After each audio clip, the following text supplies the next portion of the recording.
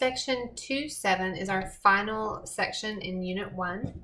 We're going to be talking about inverse functions. Now, I mentioned inverse functions early on, and we identified that square root is the inverse of our squared or our quadratic function, and that cube root is the inverse of our cubic function. But we're going to define specifically what makes an inverse function still a function and how to find the inverse.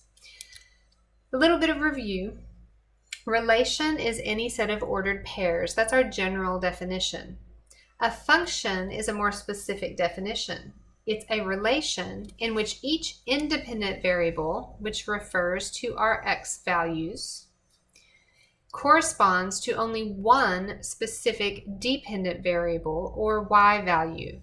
When I plug in an x, I get out exactly one y. Functions are always going to pass the vertical line test. Any vertical line will only cross a function in one place. An example of a function, our most commonly used function example, that's a g, is our quadratic function, where 1 squared is 1, negative 1 squared is 1, 2 squared is 4, negative 2 squared is 4. We have our parabola that is centered at the origin, open just so much. That's a function. It passes our vertical line test. A one-to-one function, however, is a more specific definition, a more specific type of function. A one-to-one function is a function in which each value in the domain, that set of x values, corresponds to a unique value in the range, my set of y values. So let's think about our quadratic function. Each x value corresponds to only one y value, but are my y values unique? Well, no, because here I have the point 2, 4. Here I have the point negative 2, 4. That y value is repeated. It pairs up. So this function, this quadratic, is a function, but it's not a one-to-one function because the y values are not unique. A one-to-one function is going to pass the vertical line test because it's a function, but it's also going to pass what we call the horizontal line test.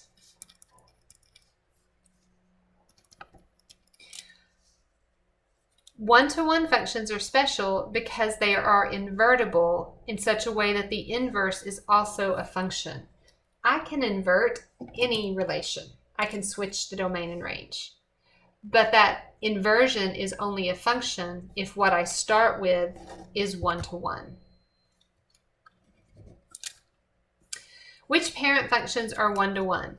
Well, quadratic function we just talked about. That quadratic function does not pass my horizontal line test, so it's not one-to-one.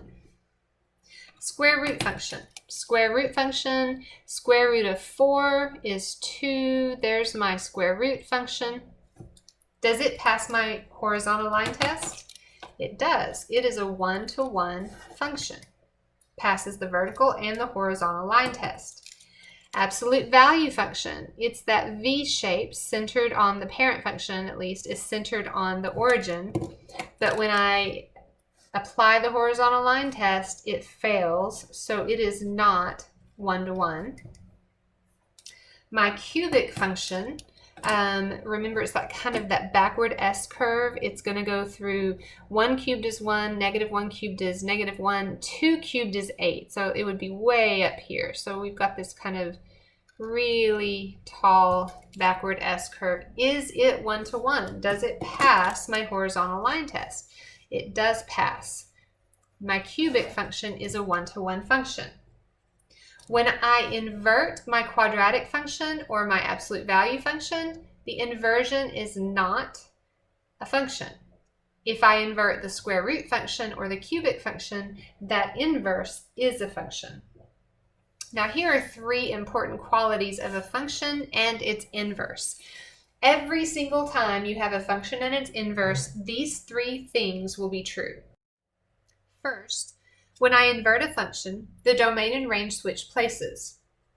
That means that if the point 0.25 exists in the function f of x, when I invert it to get the inverse function, and this is my inverse notation, that little -1 up there, f inverse of x, that point when I invert the function becomes 5, 2. I literally switch the x and y values. Number 2, a function and its inverse reflect across the line y equals x. That line, y equals x, is my parent linear function. So if I were to sketch this little graph here, the line y equals x is this line right there, and that is going to be the line of reflection for a function and its inverse. The third thing is that the composition of a function and its inverse is always equal to x. So whether I do f composite f inverse of x, or if I do f inverse composite f of x, I get x every single time. Okay, let's look at some inverses. Given the following function, create its inverse, and then answer the question, is the inverse also a function? Well, this function, or this relation, no, this is a function because each x value is different. This relation is a function. It's just given to us as a list of ordered pairs. To get the inverse, I switch the domain and range. So the ordered pair 1, 3 on the inverse will be 3, 1. The 0.25 on the inverse becomes 5, 2. The 0.34 becomes 4, 3. 4, 9 becomes 9, 4. And 5, 0 becomes 0, 5. This is the inverse of my given function.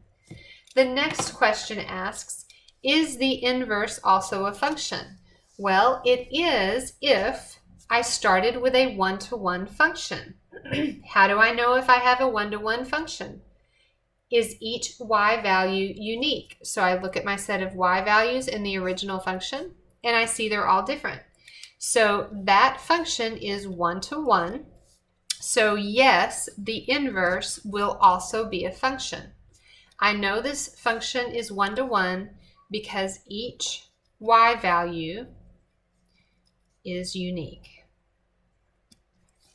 It will pass our horizontal line test.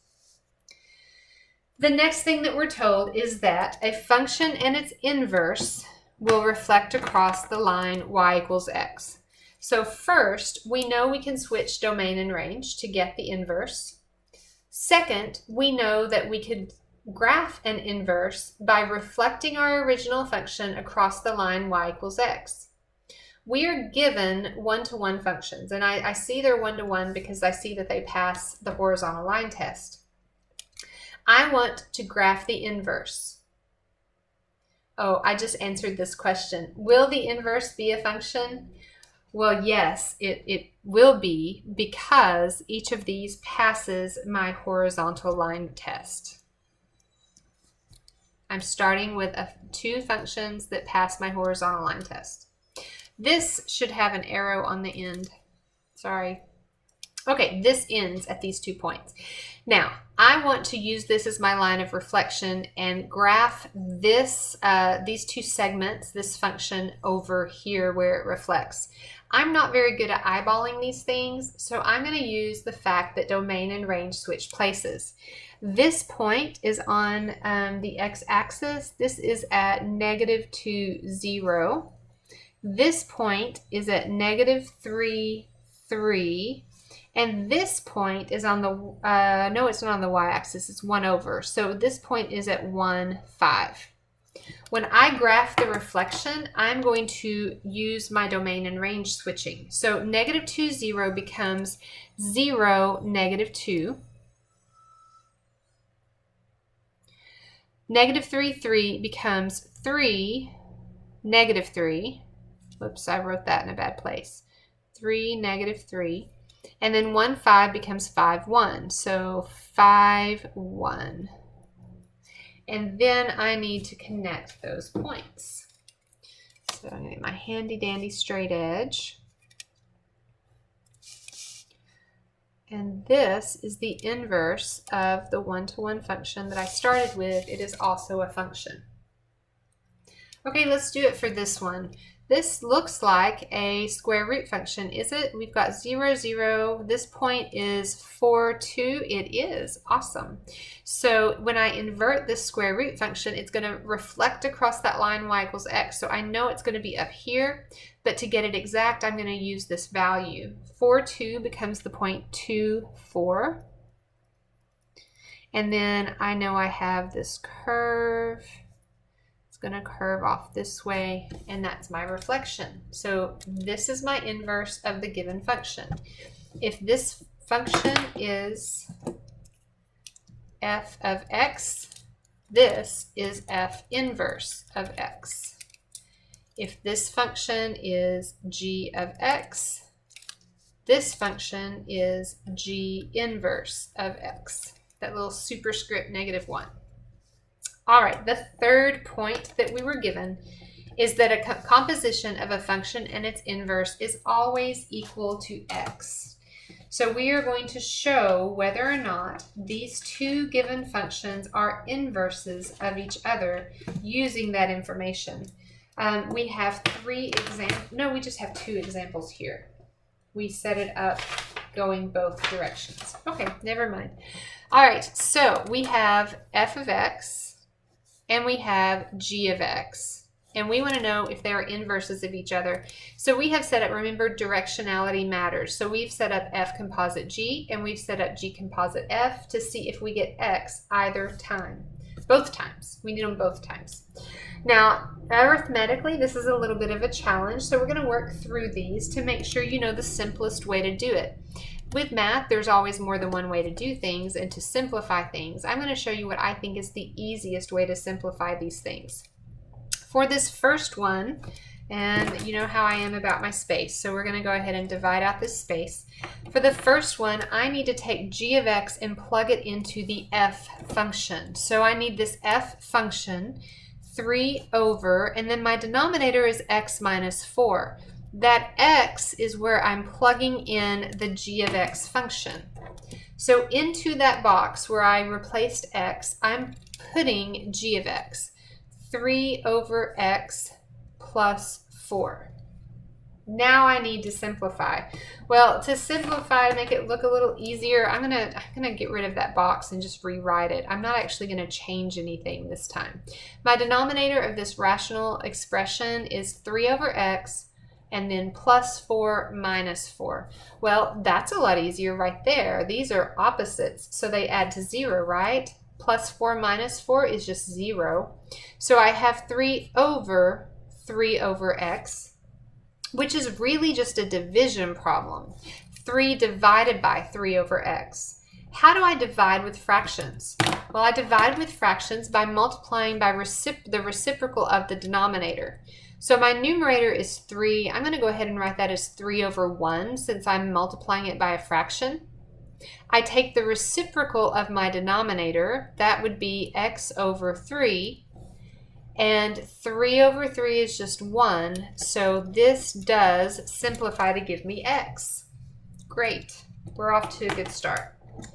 Now we need to do the second one. Order matters. So we're going to take f of x and plug it into g. I'm starting with my g of x function. So I have 3 over x. That x, that denominator, is where I'm going to plug in the f of x function. My f of x function is 3 over x minus 4. So what do we do with this? Well, just like I treated this as a big division problem, I'm going to treat this term as a big division problem.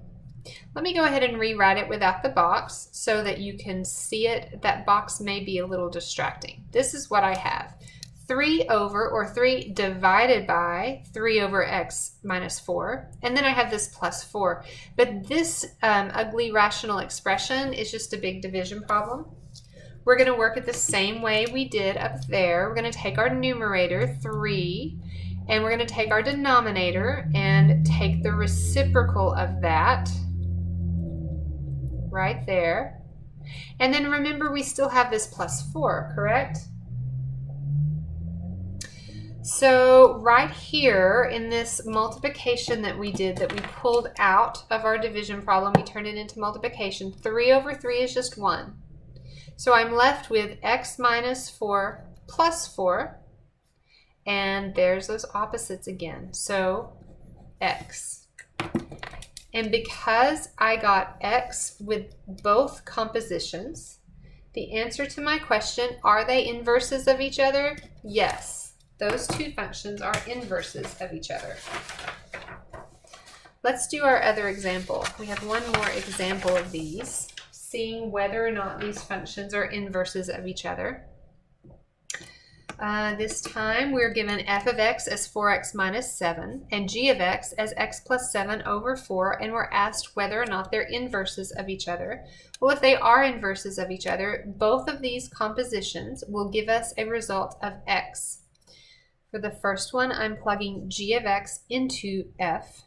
So I have f times and then minus 7, and inside that parentheses, I'm replacing that x with my g of x function, x plus 7 over 4. All right, let's see what we have. 4 is the same thing as 4 over 1. When I'm multiplying these two fractions together, that 4 cancels out because 4 over 4 is just 1. What I'm left with is that numerator, x plus 7 minus 7. Those opposites add to 0, and my result is x. For the second one, f of x gets plugged in to g. So I start with g of x. So I have that box plus 7 as my numerator over 4, and that is what I'm plugging in my f of x function. That's where I'm plugging it in. So 4x minus, minus 7. My f of x is 4x minus 7. That gets plugged in for that x, plus 7 in my numerator, and then all over 4. Let's simplify our numerator. We have opposites. So I have 4x over 4 because that adds to 0. And 4 over 4 is 1. That leaves me with x. Once again, the two functions I've been given are inverses of each other. Okay, the other type of question you're going to get about inverse functions is, how do I find an inverse? Well, you find an inverse by using the switch and solve method. The switch and solve method is something that you're going to use all the way through. We use it in trig and pre-cal all the time to find inverse trig functions. Okay, so switch and solve method. This is how we find the inverse of a function. So we need to work through it with a function. Our function that we're going to work with is f of x equals 4x minus 1, a nice simple linear function with a positive slope of 4 and a y-intercept of negative 1. The first thing we do when we're working through the switch and solve method is just to rename. We're going to replace f of x with y. They mean the same thing. So instead of putting it in function notation, we put it as an equation, y equals 4x minus 1. The next thing we do is the switch part. When we switch, we literally switch the x and the y, because when I find an inverse, the domain and range switch places. So I rewrite that equation as x equals 4y minus 1. I switched out the two variables.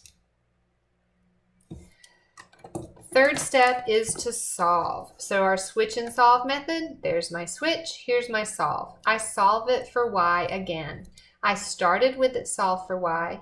I switched the domain and range. Now I need to solve for y again. So I'm going to add that 1 and move it over. That gives me x plus 1 equals 4y. And then I divide both sides by 4 so that I have it solve for y. 4 over 4 is just 1. That leaves y on one side of the equation with x plus 1 over 4 on the other side. The last step is to replace y with my inverse notation. Instead of y being equal to f of x, y now, because I switched the domain and range, is equal to the inverse, f inverse of x. So I have y equals x plus 1 over 4. That's the same thing as f inverse of x equal to x plus 1 over 4, and I'm done. An alternate way to write this equation would be to split it into two terms and to say x over 4 plus 1 over 4. This is equivalent to this. This is also equivalent to 1/4 x plus 1/4, which is what it would look like if I were in mx plus b, y equals mx plus b, where I have slope and y-intercept. 1/4 would be my slope, and this would be my y-intercept. So these are three equivalent ways to write x plus 1 over 4. You're fine leaving it just like this. But if you see it split apart, that's why.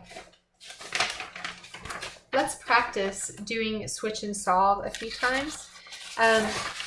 You're told for these practice problems that each function is 1-to-1, so you can be confident that its inverse will also be a function. We're going to use the switch and solve method to find the inverse of each function.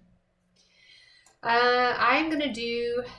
You know what, I'm going to do the evens, and then I'm going to pause the video, let you do the odds, and come back and check your own work. So let's do the evens together. Let's start with number 2, g of x, where we have 3 over x plus 1. My first step is to rewrite that as y equals 3 over x plus 1. Then I do the switch,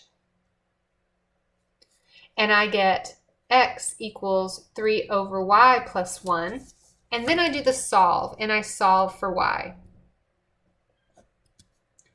So I take x equals 3y plus 1, 3 over y plus 1, and I need to do some work. So I'm going to move that 3 over, and I have x minus 1 equals 3 over y. Now I have to get that y out of my denominator.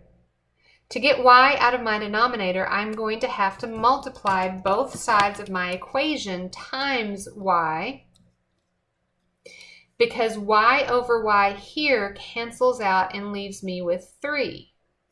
On the left side, I have y times x minus 1. Now, your immediate thought may be to distribute, but think, because I'm trying to solve for y and get it by itself.